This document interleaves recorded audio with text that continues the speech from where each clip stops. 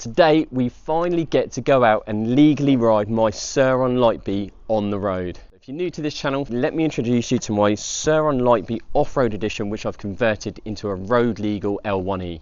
Now if you're interested in doing this yourself, I made a whole video on the process from start to finish from converting the off-road Surron into a road legal one. So if you're interested in that, I'll put it at the top of the screen now, and you can also find a link in the description box below. Now we're through that process, we are legally allowed to ride this thing. Let's not hang about, let's jump on the bike and take it out on the road. So finally, 3 months in the making, finally out legally riding on the road. Oh my God, I cannot tell you how good that feels to say that. It's been an absolute labour of love. I have really enjoyed the process, but when you can see a way of making things so much more simpler, but there's organisations involved that just make it so difficult. But let's forget about that now. We're out on the road. So today's video, I want to talk about, is it worth registering your Surron or Talaria or any other type of high-powered e-moto? Is it worth registering it for road use? Now, as we all know, Surron and Talaria do make the L1E version, which is already set up for road riding. It comes with everything you're going to need, your lights, your indicators, and so on and so forth. But a lot of us that get into Surrons and these types of bikes, we want them for ripping trails and taking them to tracks and stuff like that. So it's kind of an afterthought, and that's the way I felt especially. But what I found was, especially in the UK at the moment, the police are absolutely smashing down on these types of bikes. And personally myself, I've never had any issues with the law whatsoever. I've never had any run-ins with them. I've never been stopped. I've never been chased. And that's purely because I ride a lot of the places where I'm not in the public domain. I'm generally riding trails where people don't really go. You may come across the occasional dog walker and stuff like that, but on the whole, I don't really come across that many people. And the people I do come across receive me and the bike really well, so it's kind of a double-edged sword. But you know, even today, scrolling through Facebook, I've seen straight away that there's been a local police force to where I live have seized yet another bike, and I just feel it's only a matter of time that this is going to happen to me. So as you're probably already about to guess, my thought process is, well, I've got my off-road bike which I use for the trails and tracks, but half the fun would be getting out on the roads and ripping around some of my local areas. Fellow bikers did not look massively impressed. So what I want to talk about in this video is not so much the process that I had to go through, but more about how much it cost me to go through the process, the limitations of what I can do with the bike now it is on the road, and was it all really worth it? So let's start from the beginning. The process from getting this bike to building it and road registered it to the point that I am at speaking to you today took me about 3.5 months. Now, if you've seen any of my videos about this topic, you'll know that's ridiculous. Nothing should take 3.5 months for essentially just signing a bit of paperwork. So that was a bit of a joke. Some fellow bikers. Oh, we got a nod. Yeah. Yes. Approved by the motorbike. So yeah, process took about 3.5 months. And the beginning of that process, first had to contact the HMRC to get the Nova number. There's no cost involved, so that was just literally labour intensive. And it did take a very long time to get that Nova number, but it is what it is. Like I said previously, I don't think these organisations really know how to process these bikes. So hopefully now, the more people that do it, the easier that process is going to get, and hopefully the quicker it will become. So once I've got the Nova number, we then went to the DVLA. So straight away, this is where the money starts. So the DVLA want £55 to register the bike. This is for your V5 document. Along with the £55, you also have to send £25 for the tax. Now, again, organisations not really knowing what they're doing, this particular bike is electric, which then makes it tax exempt. So I still had to send them the £25 just for them to send the £25 back to me. So we're now £80 in. Once we get our V5 sent back to us, we then have to go ahead and MOT the bike. So the MOT cost me, I believe it's £28. Now there are going to be a couple of other things that you are going to need to do to the bike to make it road legal. The only thing you might want to look at is some road legal tyres. So yeah, no real cost involved in getting the bike road legal. The only other thing you are going to need to put on the bike is going to be a number plate. Number plate cost me about £25, very, very simple. So we've invested a little bit of money now. At that point, I didn't really think that was too bad at all. So we've got a registration, we've got the bits and bobs that we need, like the number plate, we've got the MOT. Next thing we're going to be looking at, and this all depends on your circumstances in terms of when you passed your test, the driving licence that you hold, and how naughty you've been in the past, how many points you've got on your licence, stuff like that. So I've had my licence for 20 years, and even with that being said, I still had to do a CBT to essentially ride what is a moped. And this is where the costs start to creep up, but like I said, you may not have to do it, so just check that you are legally allowed to ride one with the licence that you hold. But for me, had to do the CBT. So the CBT cost me £160. I then had a couple of little doubts because I was like, well, I'm going to be taking this bike to a professional organisation to prove that I can safely ride on the road. And as it currently stands at the moment, I have a daytime MOT. That means I have no lights, no indicators, no brake lights. It still blows my mind that I can actually ride this legally on the road without all of those things. And I have done a video all about this. So again, I'll put it at the top of the screen here for you if you want to go back and watch that one. So yeah, CBT, £160. Now, that does include your helmet, your jacket, one of their bikes. So yeah, I was a little bit panicky about turning up on a Surron. We all know the sort of stigma that surrounds these bikes, and I just thought it was going to make my life difficult. So I decided to use one of their bikes, and luckily with the £160 that it cost me to do that CBT, that included use of all of their equipment and their bike and their fuel and the insurance. So I didn't think it was too bad, but I have done a CBT before I got my car licence, 20 years ago, and I think back then I paid about, I believe it was about £70 to do a CBT, so it has gone up dramatically, but it is what it is. If you want to be legal on the road, the last thing I want to do is go through all of this effort and then have the bike seized because I don't have the correct documentation to legally be able to ride it. So 160 quid is what it was. The CBT itself, I mean, if you're a complete novice, you might find it useful. Driving on the roads for 20 odd years, it was basically a day out, well, not even a day, a couple of hours out, riding around on somebody else's bike, basically. And just to touch on another point as well, because I have talked about CBTs previously, and one of the statements I made was the fact that you cannot fail a CBT. And I had loads of comments saying, oh, you can fail a CBT, you definitely can fail it. So CBT stands for compulsory basic training. It's training, it's not a test. You can't fail training. And I had this conversation with the instructors as well and said, look, is there any physical way that we can fail this? And their answer to me was simply, no, you can't fail it. But if you're riding around and we don't think you are safe, then we will just keep you out on that bike longer.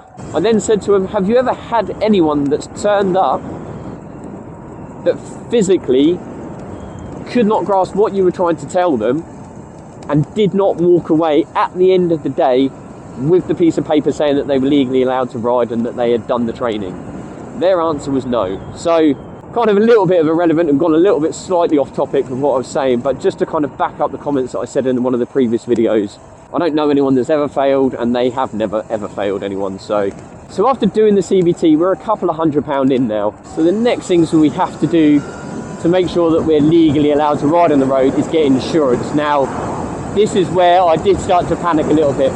When I very first bought this bike, I knew how much the bike was going to cost me, I knew how much the upgrades were going to cost me, I knew how much it was going to cost to do my CBT, register the bike to get the V5, I knew all of these costs, but I couldn't really get, well, I maybe could have phoned insurance companies just to get a rough costing, but you know what they're like, they want a registration plate in order to give you an accurate quote. So I didn't have that, so when everything was ready to go, I just kind of had my fingers crossed that it wasn't going to be massively expensive, because I've heard some absolute horror stories of people getting quoted 1,000, 1,500, 2,000. I think the highest I've seen on one of the forums is one of the insurance companies wanted £2,500 to insure a Surron, which, oh, I've got that speed.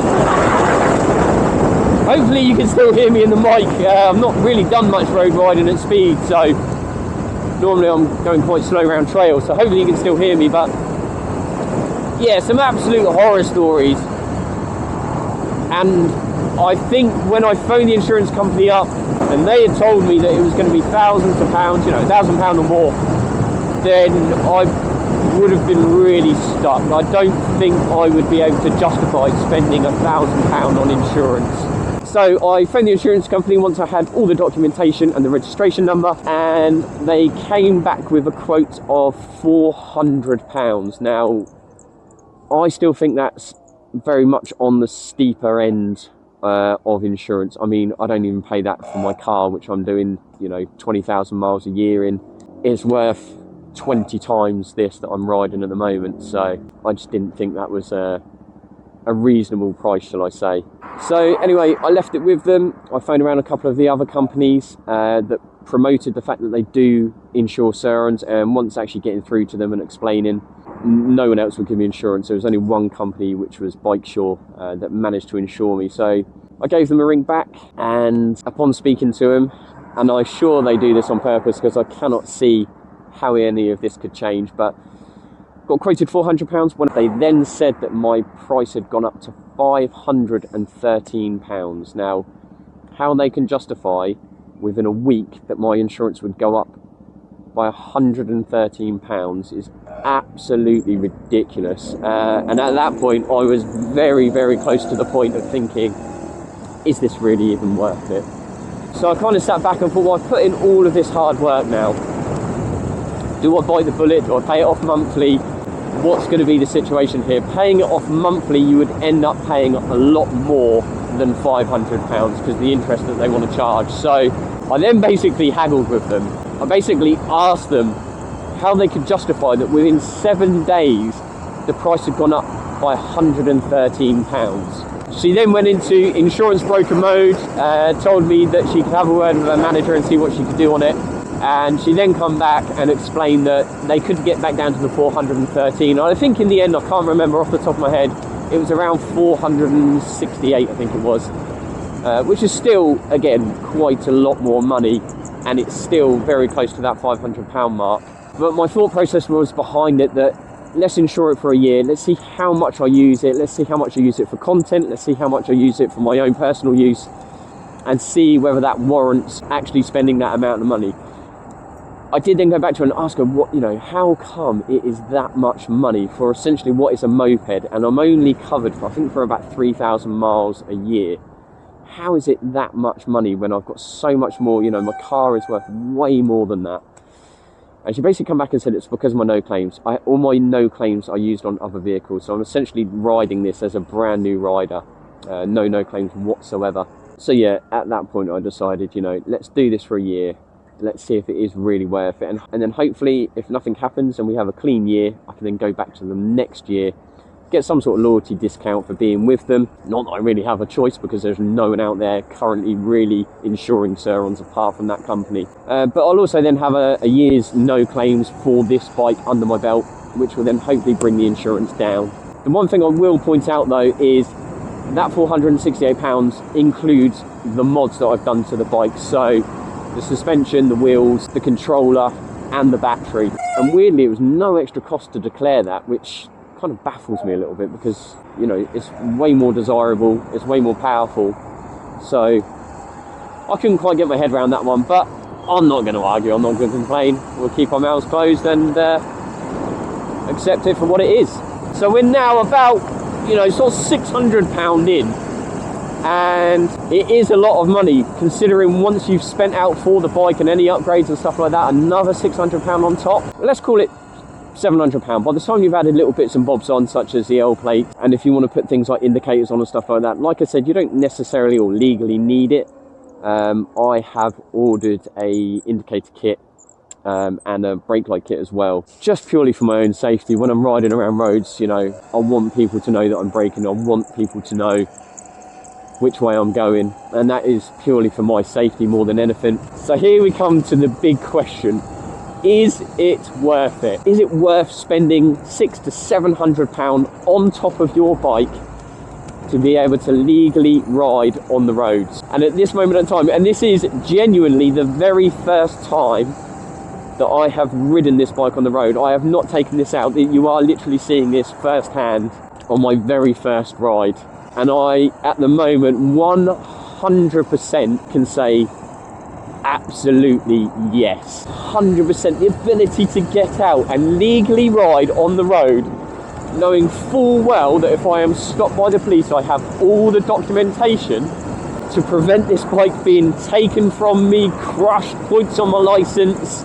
Yeah, 100% is worth it. If you can afford it, and don't get me wrong, yes, it is a lot of money, but when you're ploughing in thousands into these bikes like we all do, £2,000, £3,000, £4,000 for the bike, a battery, £2,000, £3,000, controller, £1,000, suspension upgrades. We're riding around on bikes that are £5,000, £6,000, £7,000, £8,000 upwards.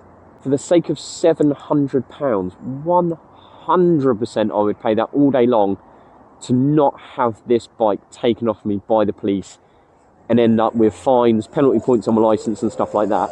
The other thing that the insurance will do as well is cover you against theft. Again, our bikes, £5,000, £6,000, £7,000. They are so easy to steal. And I think that's purely one of the reasons why the insurance are so high, and why a lot of people won't insure them is because they are so desirable to thieves. So it certainly helps me sleep better at night knowing that my bike is fully insured, and if it is stolen, I will get that money back into my pocket. So now we have opened up a whole world of different style of content. There are so many places that I want to take this bike now. We've also still got quite a lot to do to the bike as well. At the moment I'm running the 72 volt battery out of my off-road Surron. Doesn't look particularly great against the black frame, so we are looking to do the battery upgrade as well, and I'll go into a little bit more detail on that into another video on what type of battery we're going for, especially as we want as much range as we possibly can now. We've also got hopefully a new sponsor coming to the channel as well for a new graphics kit. I've sprayed the bike like you would have seen in some of the previous videos, so I am going to look to put quite a subtle graphics kit on there, but mainly to protect the paint. So we've got that to look forward to. A brake upgrade. The brakes on this bike, absolutely shocking. They do not slow me down at all. Luckily I've got the regen thumb throttle, which I use an awful lot. I didn't think I would, but I really do. I rely on that quite heavily. But as always, thank you ever so much for watching. If you have enjoyed this video, please go ahead and give it a thumbs up. I really appreciate it, and it really helps my channel out. And if you haven't done already, go ahead and hit that subscribe button too, so you don't miss any future content on the off-road Surron and the road legal Surron. Yeah, cheers guys, and I will see you in the next one. Take it easy.